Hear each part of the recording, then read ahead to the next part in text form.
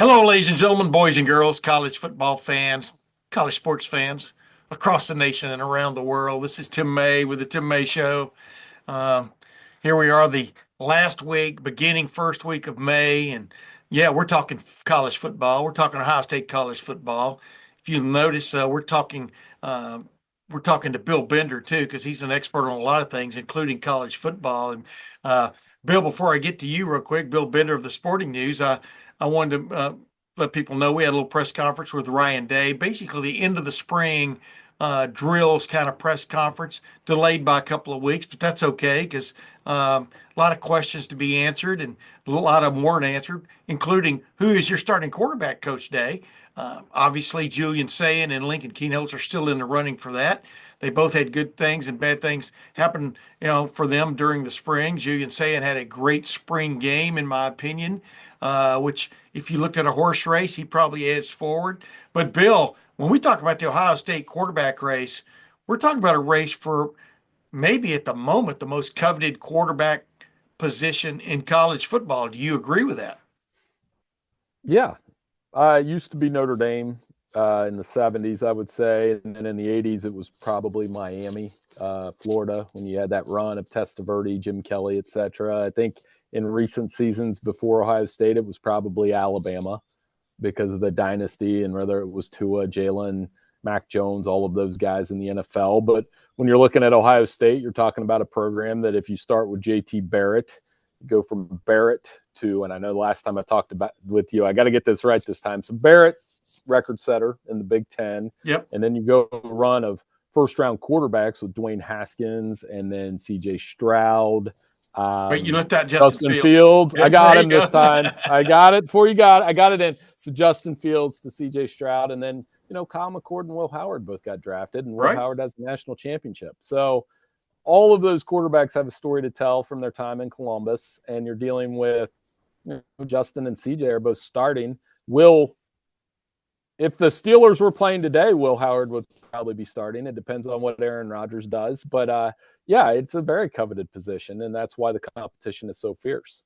Hey, just real quick, do you have a favorite in this fight? I mean, obviously, you keep an open mind about everything nationally when it comes to college football and stuff. But, the odds-on favorite is Julian Sayin. And Lincoln Kienholz stepped back into the spring, was a bigger, faster, stronger version of the Lincoln Kienholz you saw from just a year ago, much less 3 years ago when he first showed up at Ohio State.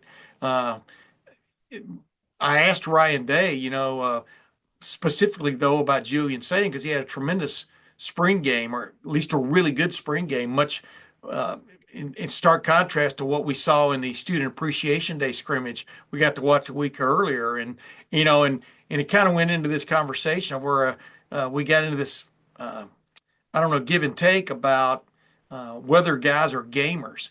And the point is, Julian Sayin with the most lights you can turn on, which is a spring game for Ohio State football. He stepped up and was pretty good from the get go in that spring game, and I thought boded well for him. But and I asked Ryan, finally about gamers. Do because I know what he thinks about gamers. He doesn't. You don't, as a coach, you can't believe in gamers because that means practice is a waste of time, right? To a certain extent. And he gave a great answer, which I'm going to include at the end of this, an homage to Roy Hobbs and the natural and that myth that some guys rise to the occasion only when the lights are on, and when in fact, in Ryan Day's point of view, you play the way you practice, and the great guys play the way they practice in clutch moments, and interesting because he's actually studied this, made a study of it. Ryan Day has. But what I want to get to you, I mean, do you feel like from little you know of it, from standing outside looking in to a certain extent, because you cover every team in America, not just Ohio State? Is a sense that it's going to be Julian Day? I mean, Julian Sayin, Julian Day. I mean, if we're projecting, yeah. I mean, he came Yeah. out firing in the spring game, like you said. There are a lot of qualities about to like. I know we've talked so much about his quick release, but the recognition, the receivers he gets to throw to. Whoever plays quarterbacks should be successful when you're throwing to Carnell Tate and Jeremiah Smith and Brandon Ennis, and the list goes on. you should be pretty good. Mylan Graham was good in the spring game. Yeah. They've got so many options there. And so I think, working with Billy Fessler and Ryan Day, the continued development of that quarterback room. Now, Lincoln Kienholz, will he start? Maybe not, but I think it's telling that nobody got in the portal. I think it's a big deal when he doesn't get in the portal. We knew Tavion St. Clair wasn't going to be in the portal, and his size stands out. But Freshman. it feels like the best thing they can do for him is let him come along instead of throwing him right away. Oh, yeah. Throwing him in there right away. And I think that will pay off later. But yeah, I would say Julian Sayin probably has the lead in this. Not probably, has the lead. Coach Day will probably try to hold us off from making an official announcement as long as he can. But you take it into fall camp some, keep that competition going. But at the end of the day, when they take that first snap against Texas, I think it'll be Julian. Yeah, and they've got to be feeling good about whoever's taking that first snap. I mean, they may not announce it till game week. They may not announce it until game day, who the starter is. But you got to, I mean, they're not open. Like I said, this is no offense to Grambling. They're not opening with Grambling. They're opening with a team that gave them a hell of a fight in the college football playoff semifinal. Granted, Texas is going to have a brand new starting quarterback or full-time starting quarterback in Arch Manning, and a lot of new starters on their side of the ball too. But this is quite an urgent situation to have a guy ready to go for such an opener, right? Well, for both sides. I mean, Right. you look at what just happened on last weekend, where you had 26 players from that game last year were selected in the NFL draft. Yeah.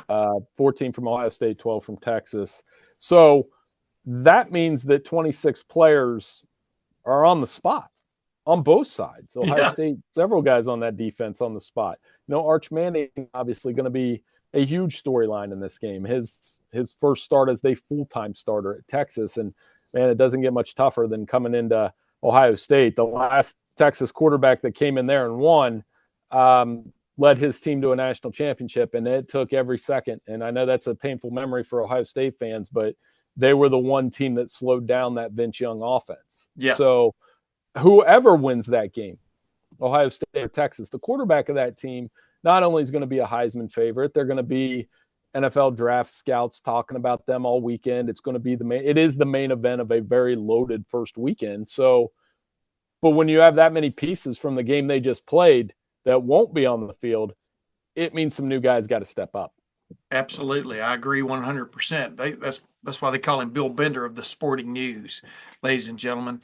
He has a general overall take on everything. That last sentence I said didn't really make a whole lot of sense, Bill, but you know where I'm coming from. But it's ironic that we're talking about a few things that Ryan Day sort of said in a press conference on this day as we record this, because the Super 11 Coach of the Year award has been awarded for this past season to Ryan Day. Now, ladies and gentlemen, this isn't for what you call on 3rd and 11, or what you rubber stamp on 3rd and 11, or how you get players ready or things like that. This award is based on Ryan Day being for want of another term, friend to the media, and it's basically based on a coach providing outstanding media accessibility to their program throughout the season, and notably through consistent interview opportunities with the head coach, coordinators, assistant coaches, and players. And sometimes we who cover Ohio State, I've been covering it for going on 42 years now. You kind of gripe sometimes when you don't have as much access as you'd like. But then you look around the country, and a lot of people aren't getting anywhere close to what we're getting, including with assistant coaches, which are almost persona non grata to the media throughout a season and sometimes throughout the year. I mean, a lot of head coaches like to keep those guys at bay because they want one line of diatribe coming out of one mouth, not out of 11 or 12, right, Bill? But why is this important? I mean, you're quite involved in making this selection. Why did Ryan Day get this award, from your opinion?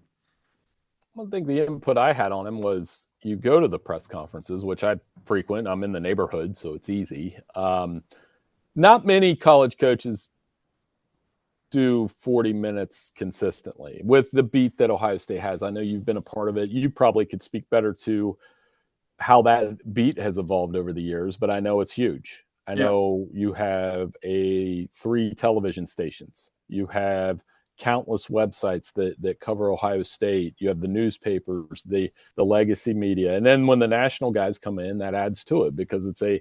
But I think he does a great job of answering every question. The accessibility to him is really good, and he's open. And I've been up here for 3 head coaches. I'm not saying Urban and Jim didn't have access, but it just seems with Ryan, it's a little bit longer. It's a little bit, he's happy to answer all those questions. And mostly, here's the part that separates it to me: the time from Michigan loss to national title, where that didn't change. After Michigan, you could say maybe I'm wrong, but he could have came out after the Michigan game and had the next week a 6-minute press conference. He didn't. Not getting ready for Tennessee. It was a lot of difficult questions he asked them. He took it head on. He took a lot of criticism after that, a lot. And I know from living here. And he handled it like a pro. You could have made the argument after the title game. He could have came out firing and swinging, and he didn't. So, I mean, that all resonated with me. And I think, you've said this, Bobby Carpenter, who I talk to all the time, good human being. That matters for something too. He's a great human being. And, we're really happy with our choice as the Super 11 Coach of the Year. And I know you're active in the FWA as well. It is very important to us to have good coaches win that award. Yeah, absolutely. And a big part of that is the coordinator, Jerry Emig, we make requests and stuff. Sometimes, the conduit or the liaison is the one that really makes some things happen, convinces that it's important, blah, blah, blah, right on down the line. And I'm going to give Jerry some praise here because he definitely does a good job on basically the biggest college football beat in the country when it comes. I mean, dude, we just ended a press conference as we speak here a couple of hours ago at the end of April, and there might have been 40, 45 reporters there, and including TV, radio, etc. So the accessibility. Now we do go through some deserts or some dearths, but not like a lot of other programs. But back to Brian Day, absolutely. But I will say this: Urban Meyer usually answered all the questions.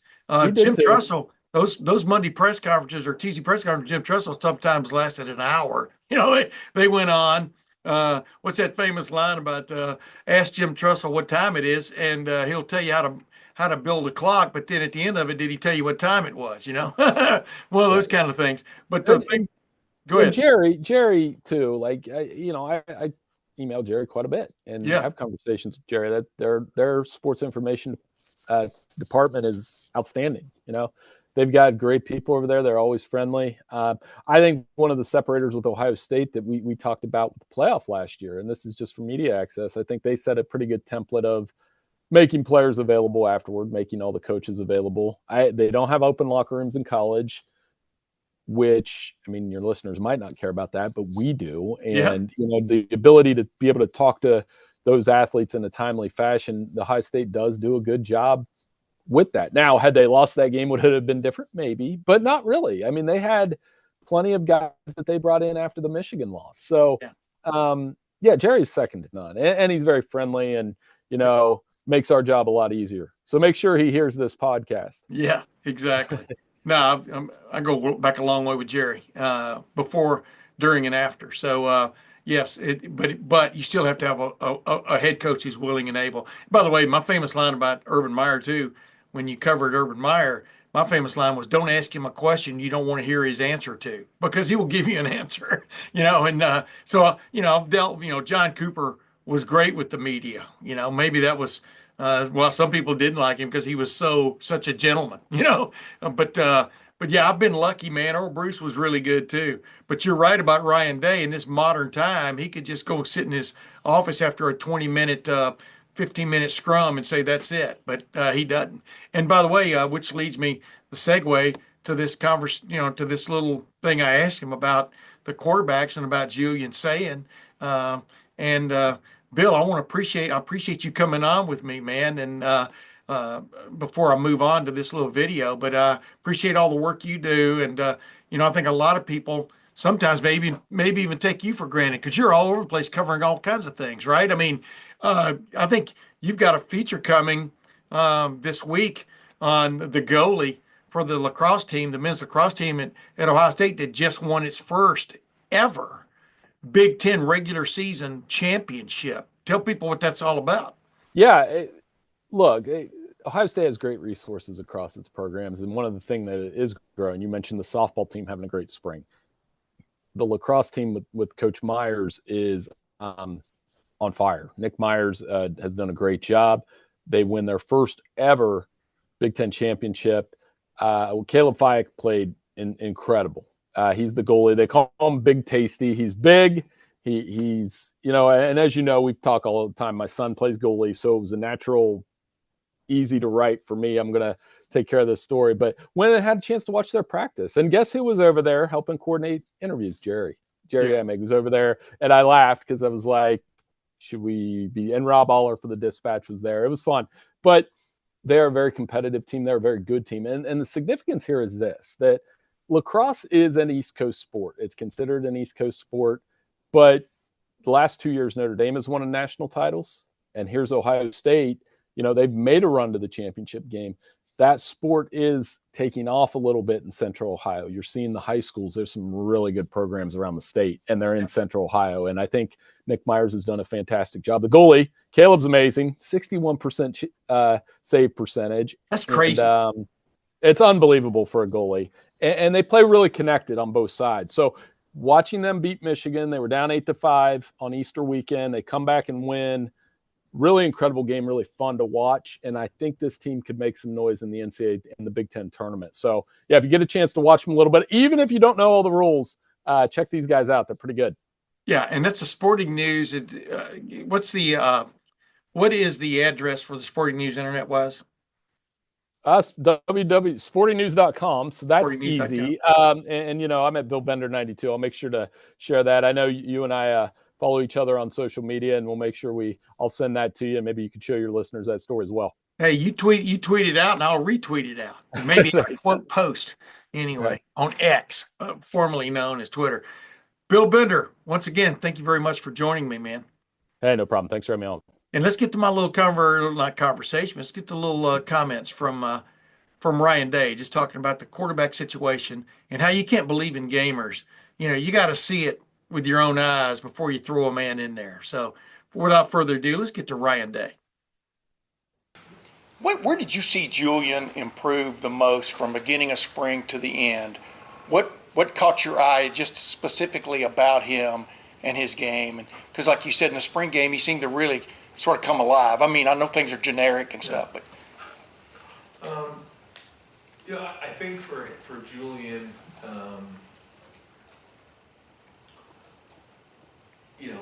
he just has to go play, and the more he's in those roles, the more he can let his competitive nature come to the surface. Yeah. And I don't know if that answered your question, but that's to me where he has to just be the most competitive guy on the field.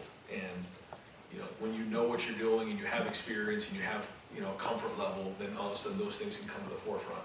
And I think the more comfortable he's getting, the better he's doing that. I felt like he did take a little bit more command in the huddle. I felt like he took more command at the line of scrimmage, because when I say command, it's coming off of a guy who had tremendous command, and he knows what it looks like. And so whether it's barking out the cadence or looking guys in the eye in the huddle, or after a play, get everybody back together, whatever on the sideline, whatever those things are, that's the leadership skill. We all see he's got a beautiful release and he can throw the football, but that's just part of the process. And so that's part of bringing along a quarterback. Yeah. And that's the fun part. yeah, you don't want to say gamer because that makes it maybe too simple, but some guys do rise to the occasion, right? I mean, that's your big juggling match, I would think, as much as anything. So I did this study when I was with the Eagles, when I was with Sam Bradford, and it's called the Roy Hobbs myth, which is really interesting. Because if you ever watch The Natural, the story of The Natural is that he hits his home run, breaks the lights, and he's running around the bases. But the true story of Roy Hobbs, if you read it, is nothing like that. Yeah. And so I did a study on that because for quarterbacks, you're trying to get them to rise to the occasion. But the truth is that, like, nobody really rises to the occasion. You really fall back on your training when you look at, you know, Mr. October, Reggie Jackson. You know, he pretty much hit his career average during those moments. When you watch Jordan or LeBron, when they're in those moments, people who are clutch, they're pretty much just operating under their career average. They're not doing anything extraordinary in those moments. Now, there's the other side of it. Sometimes the moment can be too big, and you can do, quote unquote, you can choke, you can struggle.